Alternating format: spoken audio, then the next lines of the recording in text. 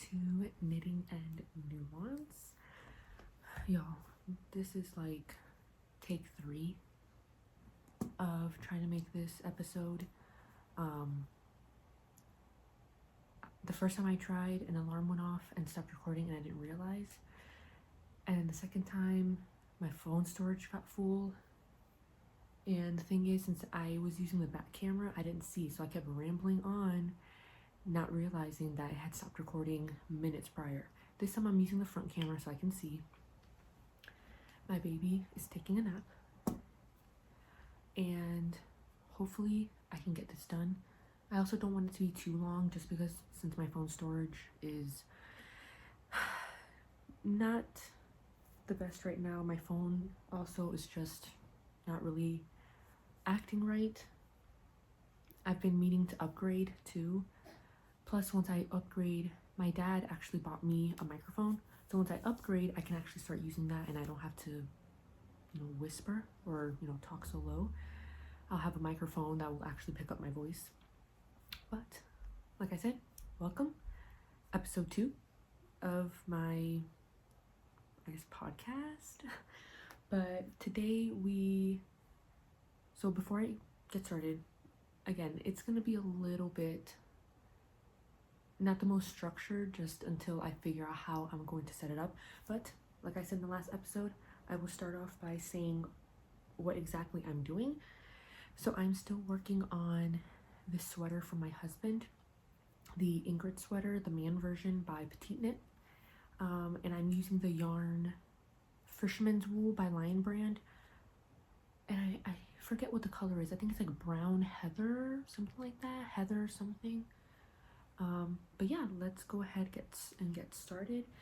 So today we are going to be talking about Planned Parenthood and abortion. And I've just been doing more research and just understanding kind of how Planned Parenthood came to be. This video by no means is going to be like a super deep dive, extensive, commentary on what it is. It's just more so the information that I've researched and found and just kind of my opinions on it as a whole. And of course, I will always come back to these topics as I'm learning more. But yeah, basically, like I said in my first video, abortion has never been something that I've supported. And honestly, some of my earliest memories were when I was in around high school age, like a teenager. I remember this one time in high school, I forget what grade I was in. I was probably like a junior, I would say. I remember one of my friends who was Christian, she still is Christian, she invited me to FCA, which is Fellowship of Christian Athletes. And you don't have to be necessarily a Christian or an athlete to join, but there were a lot of Christian students that went, and some of them did actually play sports. And I remember this one time that the teacher sponsor, she had asked a question. She was asking questions kind of controversial topics. And I remember one of the questions she asked was about abortion. So she said, if you agree with it, stand on this side. If you don't, stand on the other side. And that's how she did it for all the questions she was asking. And I remember specifically, again, a lot of these students were Christian. And I remember going to the side that's no, I don't support it. I never have, never will. Even at a time where I didn't fully grasp and understand what abortion truly was, I just knew deep down in my heart where I was just I don't agree with this. And I remember some of the students, who were Christian, they went to church. There's this big church in the area that a lot of people went to. And a lot of these students went to that church. And I remember some of the students went on the side where they agree. And this one student in specific, as he was walking over, he's like, oh, well, what about rape? And I remember even at that time, I was I still didn't agree with abortion, even in the instance of rape. And to this day, I still don't, because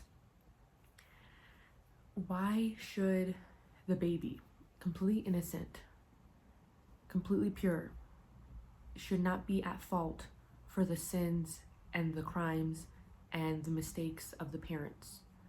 why should the baby be receiving the death penalty? Why should the baby be the one paying for the sins of the father? You know, the father, the man, was the one who committed a crime. You know, he raped the woman, and he should be the one suffering consequences. So it just always baffles me when people try to bring that up. I don't think a baby should be murdered because of how they were conceived or because of a medical diagnosis. Because when you do that, you are placing like a degree of value on that child. Every child, every baby that is conceived, regardless of how they are conceived, regardless of whatever medical diagnosis a doctor places on that child, every single baby deserves a chance to live, deserves the right to be born and live and have that opportunity. So it always just baffles me when people bring up those topics, and especially when people say, oh well, you know, the baby's gonna be born with Down syndrome or with what is it called, trisomy 18, or they have like these birth defects, so you know, like, I'm gonna put it out of its misery, like I don't want to raise a baby, like it's a lot, oh this and that. It's like, okay, so abortion in itself is already eugenics, but then you're reinforcing that idea by saying that this baby, because they're flawed, because they have some medical diagnosis that you don't want to deal with, you're going to kill that baby and try again and hope that the baby that comes out next doesn't have those issues. And it's disgusting. And I can understand, you know, it's going to be difficult raising a baby with some health issues, you know, like my husband's stepdad, you know, has a daughter with Down syndrome, and I'm sure it is very, very difficult. But if you meet her, she's really, you know, she's fun, she's sweet, she's, you know, very lively. And it pains me to think that people like that are being killed just because of a diagnosis. And so it's just evil, you know? It's getting to the point where people are aborting because the baby is not the gender that they want the baby to be. Crazy. We live in actually crazy, evil times. And I know humanity has always been like this, you know. In Jesus' times, it wasn't any different. You know, they had their own things that they were doing. It's just, I think now it feels so much, and I think to a certain degree it probably has gotten worse, but I feel like because of social media and the fact that we're so connected to like everyone around the world a lot more easily, it feels a lot more prolific and a lot more common. But humanity has been evil since the dawn of time. But yeah, so I'm just, you know, doing more research and finding out more information, it really upsets me how women are being lied to about what abortion truly is and the gravity of that decision. Because Planned Parenthood really makes women think that it's something so easy to make. Just, it's a clump of cells, you know, it's a sack of tissue, it's a fetus. And they use all this terminology, oh, terminating the pregnancy. It's like, no, you're killing a baby. You're using this terminology and this wording to dehumanize and make light of what you're actually doing. It is a human. It is of the species Homo sapiens. It's a baby. And you're murdering it. You're murdering him or her. And it just, oh, did I mess up just now? Yes, I did. And it's just really frustrating how just society in general has come to this place where they're using this kind of language to make it seem like what you're doing isn't so bad. And not only are you killing an innocent human being, a baby, you're also inflicting so much damage on a woman's body to the point where you're killing your babies because you feel like you're not ready, but at the time when you do feel like you're ready, there's the possibility that you will be infertile and you won't be able to have babies. And it's frustrating. And it's also, sorry, I don't know if you can hear that, a big truck passed by. And it's also the fact that there are about 600 Planned Parenthoods in the United States, and actually there used to be more, so quite a bit have like closed down over the years, which praise God for that. But there are about 600 Planned Parenthoods. Planned Parenthood is so vastly outnumbered in comparison to pregnancy resource centers, especially pro-life ones. During my research for pro-life pregnancy centers, there are about 3,000 in the United States.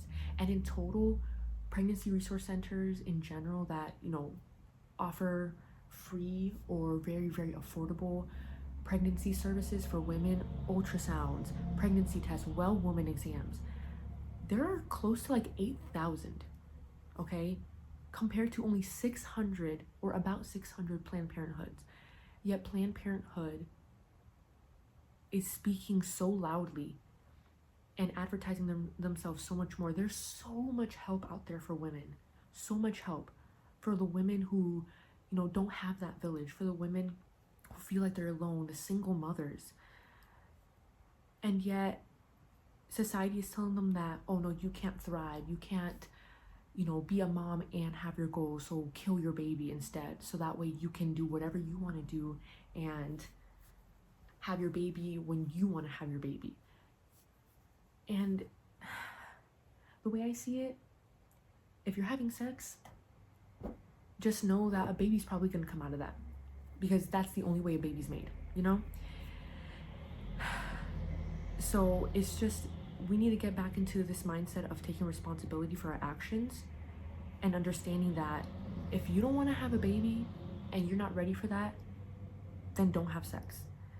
And I think it's as simple as that, but we live in a world where people just don't have self-control and they just want to do whatever they want without suffering any consequences, without thinking about the consequences. And then that's how we get to a point where people so flippantly and so easily just be like, yeah, I'm just gonna get an abortion.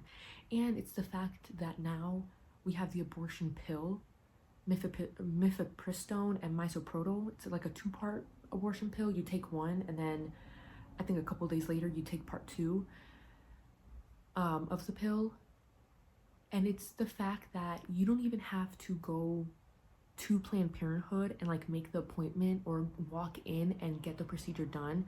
You can literally order the abortion pill on. My phone is literally just, I deleted a bunch of pictures, a bunch of videos. Hopefully it works. I deleted some apps, but it stopped recording because my storage was full.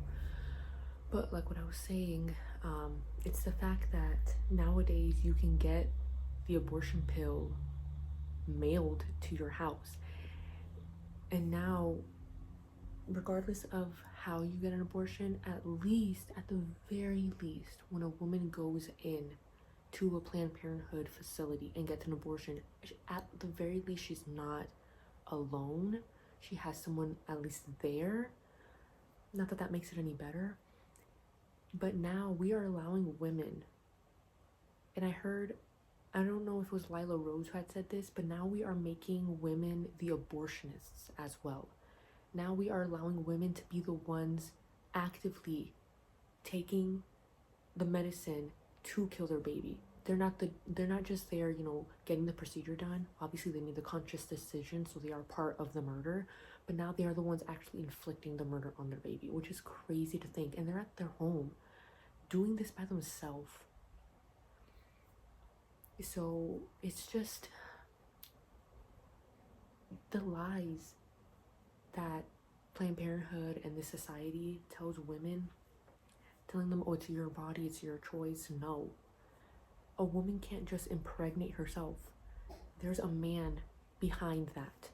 A baby needs to be made with a sperm and an egg. There are two people involved, so there's two people that should be making that decision.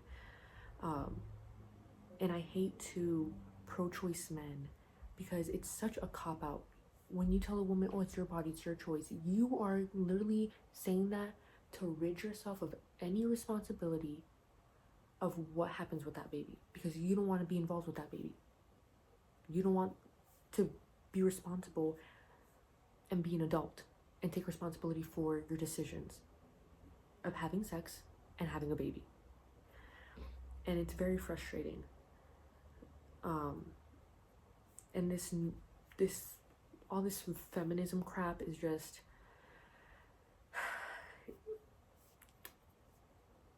I don't know, it seriously baffles me how people act.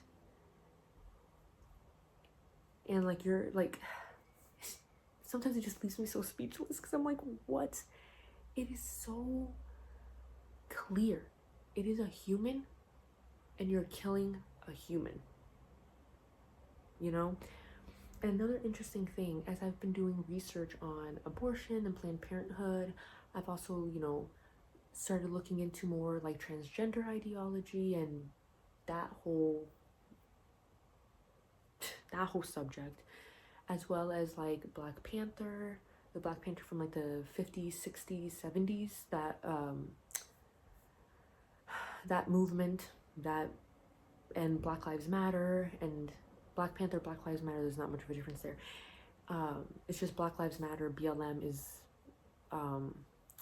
just the more modern version of it.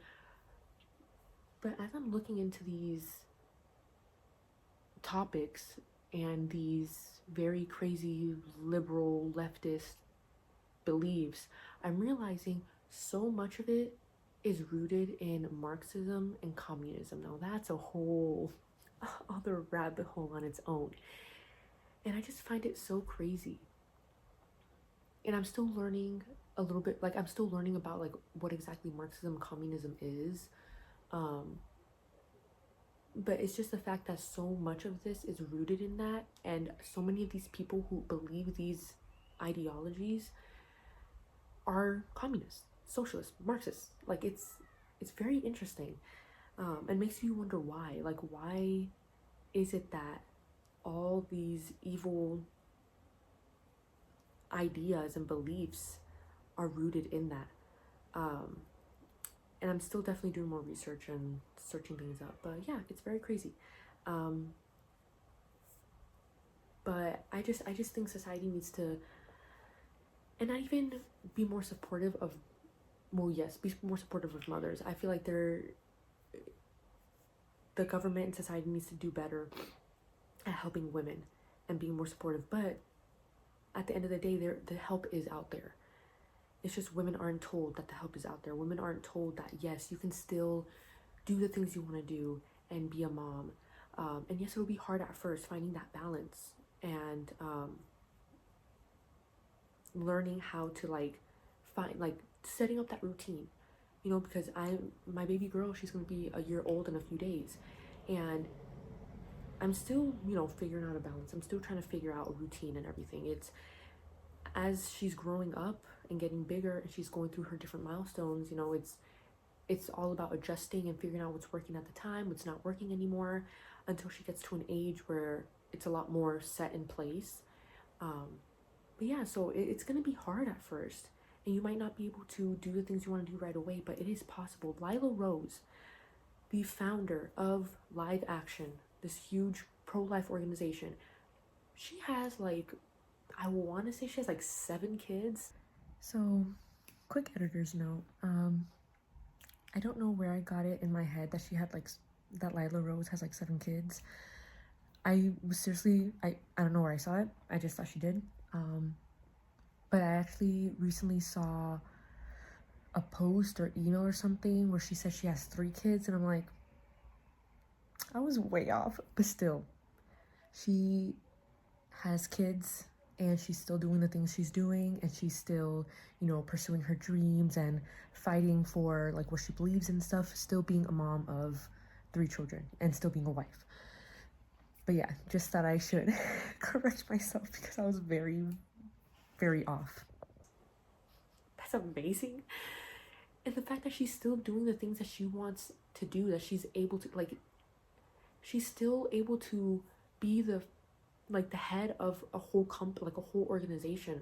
She is doing her thing. She's still able to be successful and, you know, go after the things that she wants while being a mother of, like, again, I'll double check, but I think she has like 7 kids. And that's why I think it's so important to, like, remind women that being a mom and having kids is not going to stop your life. But society wants you to think that, and that's why abortion is such a big thing. But yeah, I just think we need to get back to a time where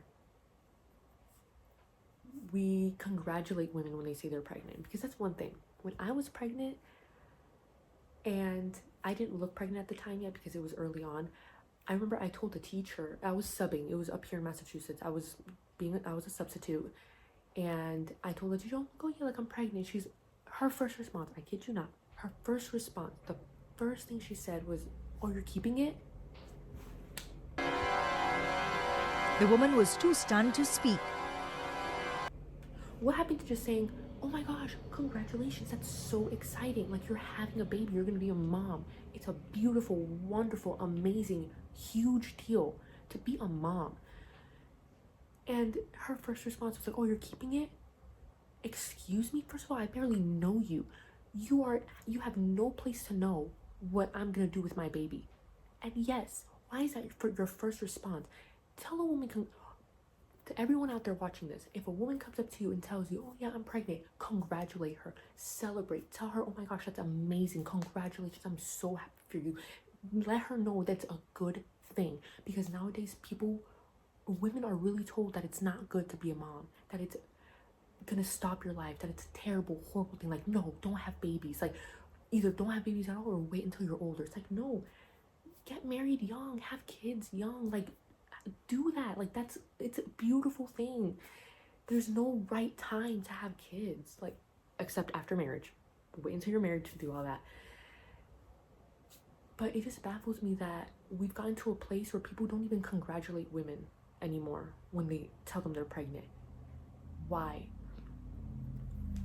So I'll end off on that, okay? If a woman in your life is telling you that she's pregnant, congratulate her. Celebrate. Tell her that's amazing. Congratulations, you're a mom. You're having a baby soon. It's a beautiful thing. Yeah, it's just crazy. That's where we've gone in the world, okay? But I'll end my little rant here. I hope you guys enjoyed. Things will get better hopefully soon. I really want to get a new phone soon. We've been meaning to get me one, so I'm hoping I get one soon. That way I don't have this issue so much of storage. Plus, hopefully at some point in the future, hopefully in the near future, I could get a camera so then I don't even have to worry about my phone and, like, using that to record. But until then, I will just use my phone, which is good enough, honestly. Like, it's plenty good. But yeah, I hope you guys enjoyed this episode of Knitting and Nuance, episode 2. And I hope you guys have a blessed day. And remember, Jesus loves you, okay? He died for you on the cross for your sins, and he just wants you to have a relationship with him. So I hope you can make that decision in your life one day and live a better life, heal. Because hey, being Christian ain't so bad. People want to say it is, and it can be tough, definitely, but there's so much freedom in having Jesus in your life. But yes, I will end there. I'm glad I was actually able to record this without any more issues. But before it does give me issues, I hope you guys have a great, blessed day, and I will see you in the next episode.